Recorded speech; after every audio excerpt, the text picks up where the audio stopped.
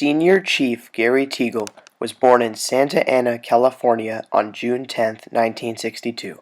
He graduated from Newport Harbor High School in Newport Beach, California, and enlisted in the Delayed Entry Program in July of 1980.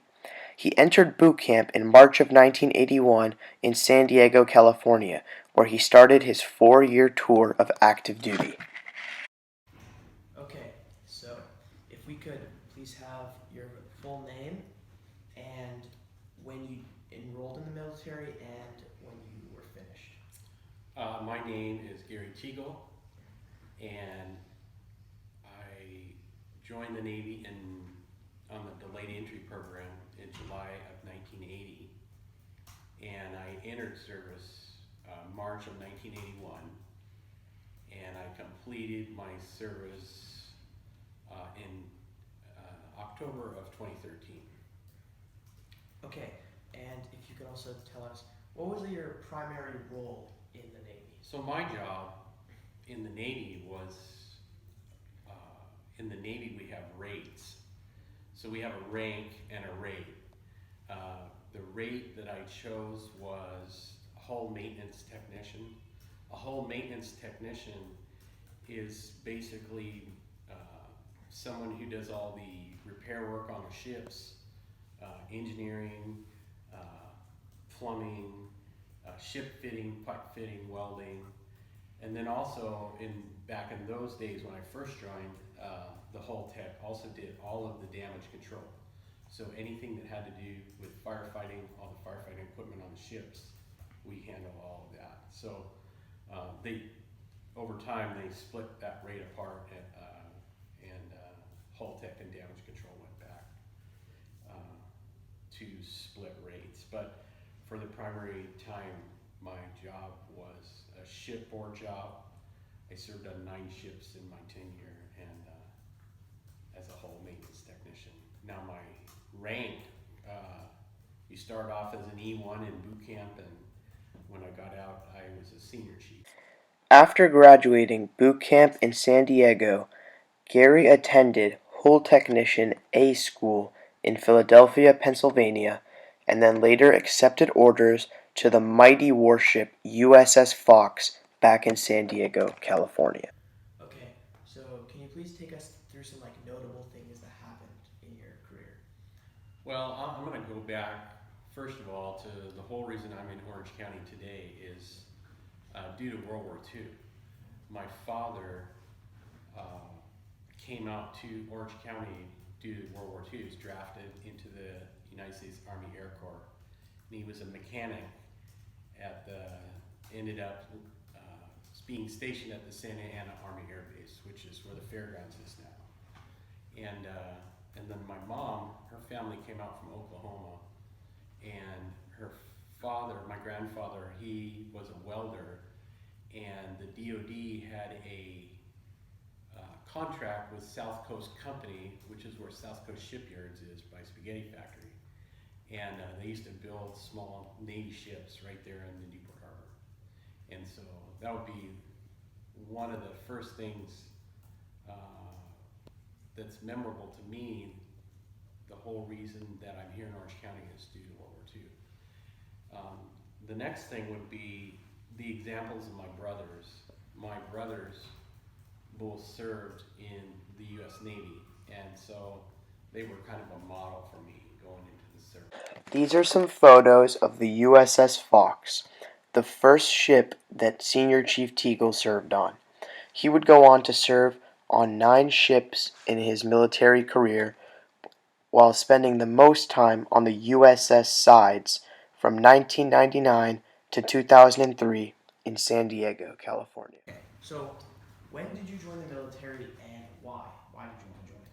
Well, I particularly did not like school. Okay, I was not a big fan of school.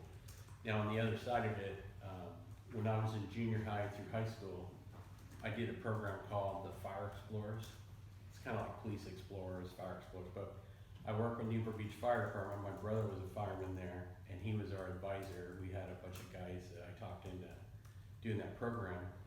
And so all through high school, I did a ride-along program with Newport Fire where I I could do anything a fireman could do with the exception of go in a burning building. And so I really enjoyed that. Now, the caveat to that was to be a fireman, you had to be 21. Well, I figured I'd get out of high school at 18, go and do a job that bolstered that firefighting experience in the service. And another thing was, because they didn't have just that job in the Navy of firefighting, I enjoyed doing metal work. At Horace Ensign and Newport Harbor High, we had metal programs back in those days. In junior high, I did a foundry, I did welding, and in high school at Harbor High, they had all those post-World War II surplus. So we had lace and chop saws and grinders and all this heavy equipment where we could do metalworking, and I really enjoyed that. So I liked the metal shop, I liked the firefighting. Right before my senior year, I went to a recruiter with a friend of mine who said, hey, let's go in on the buddy program. We can go in the Navy together and go on a ship together. And I'm like, hey, that sounds good. So I went and I signed up. I took my exam, and that was the closest job that they had that fit of things that I like to do, which was perfect for me. And so that's how I came to go in the Navy, which, by the way, my friend did not go in, the buddy. He never ended up going in. He just retired last year from Anaheim Fire Department. He put like 30 years in over there. But anyways, that's why I joined. I really didn't like school. And yet, from the day that I entered the service, that's all I did was go to schools and, further my education. During his illustrious military career, Senior Chief Teagle has amassed over 35 awards. Some of these awards include Navy Expeditionary Medals, National Defense Medals, a Global War on Terror Medal, an Iraqi Campaign Medal, a Humanitarian Medal, and 2 Military Outstanding Service Medals, along with many more. Did your parents support you joining? Well, that's a funny story. I was 18 between my junior and senior high. And so when I went to listen to the recruiter, I signed the paperwork because I was already 18. So I didn't tell my parents. Well, my best friend, his brother worked with my dad. And one day he told my dad, he says, hey, that's pretty cool. Your son's going to the Navy. And my dad came home, what's this I hear? And I was a little nervous, but I was like, yeah, I did. And he was like, hey, we support you, whatever you want to do. And so it turned out much better than I thought. But yeah, they were very supportive. I mean, why wouldn't a parent be supportive of you going to the military? They don't have to take care of you anymore. And it's, I'll just say this right now, like my son's in the Navy, he's been in for 7 years, almost 7 years. And the kid's, he's almost 25 years old, he's been to 40 plus countries and been to war and as a corpsman, working with the Marine Corps, and very proud of him, and I'm very supportive of him as well. Okay, was there ever a time where you thought you really might not make it? No, not an option, Well, and I gotta tell you, it's different than it is today, the mamby-pamby, they let people off now. If they don't feel they can cut it, they'll just say, see you later, they'll cut their losses and send you away. But back in those days, if you joined and you signed up, you're under contract, you don't get to go home. You don't get you could go unauthorized absence, but then the law's looking for you. So it's not like, today's a different world, But yeah, it was never an option to quit or leave or, hey, you're at sea for 100 days, it's hard, yeah. There's guys that are wanting to beat each other up after 2 days at sea, much less 100 days. And so yeah, it's a hard life, I will say that, but I was always focused as to what the goal was. In the latter stages of Senior Chief Teagle's career, he was assigned to a mission in Iraq, in the city of Balad. This was especially unique because Senior Chief Teagle had been a Navy guy his whole military career, and now, in 2010, he was assigned to lead a group of men on a mission in an Army mission with boots on the ground. You can start. Was there ever a move or operation you disagreed with, but you had to follow through with it? Yeah, unfortunately, as being a leader and being on the listed side of the house, if your commanding officer wants something done, you don't really have an option.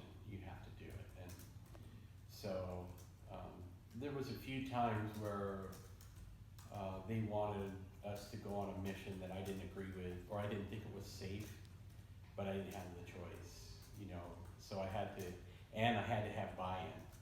And so as a leader in the military, you have to give the buy-in. So, hey guys, we're gonna do this today, and it's not gonna be safe, but we're gonna go do it because the CO, that's what he wants done, so. And I can't really tell you the specifics on that, because it's kind of a classified thing, but, yeah, there's often times where, you may have to do things in the military, and you just have to remember that, mine is not the question why, mine is just to do or die. And so, you know, you may not see the big picture either as to why it's getting done. What advice would you give to young people who are considering joining the military? I would just say that the most important thing is to know all your facts before you go. Whether you're going to enlist or whether you're going to be an officer, know what all the programs are, know what I know too many people that go in blindly and they have no idea what they're doing. You know, and I always encourage kids that want to go in the service. If you want to go in the service, one of the things that you should consider is going to a service academy. There's 5 service academies that you get paid to go to school, and you come out with a couple degrees. You go to the Naval Academy, you come out with 2 degrees, and you know, you go do your 6-year commitment, and then you can write a ticket. You can work for any Fortune 500 country because you have leadership skills. You probably manage multi-million-dollar projects. And so, you know, I just always encourage kids today to check out, you know. Now those that don't have the great grades, hey, enlisting is great because you can learn a trade. And I like the Navy over the Army and the Marines because a lot of those are bullet pullers, trigger pullers. You know, basically, you go in the Marine Corps and you're infantry, you're gonna hold a gun, you're gonna guard a gate. But in the Navy or the Air Force, a lot of the fields are technical. So if I told you about some of the ships I served on, you're going down in the engineering plants and you have 18, 19, 20-year-old kids running engineering plants. And so, you know, there's a lot of technical involvement and skill in doing that. So, anyways, back to your original question, I just encourage kids to check out all their facts and what they want to do, and if they are going to enlist and they're going to take the ASVAB exam, to do a little study time before they go down and do that. It's safe to say that Gary has passed down his military traits to his children, as all 3 of them have some sort of involvement in the military today.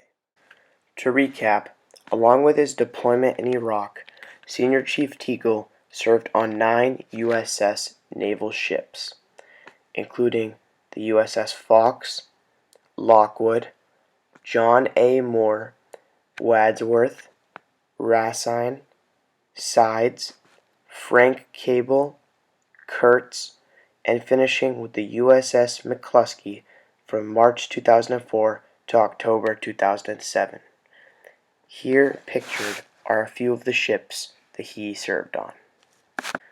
To finish, our whole group would like to once again truly thank Senior Chief Teagle for his service in the United States military. It is because of people like him that we enjoy the freedom we have today. Thank you.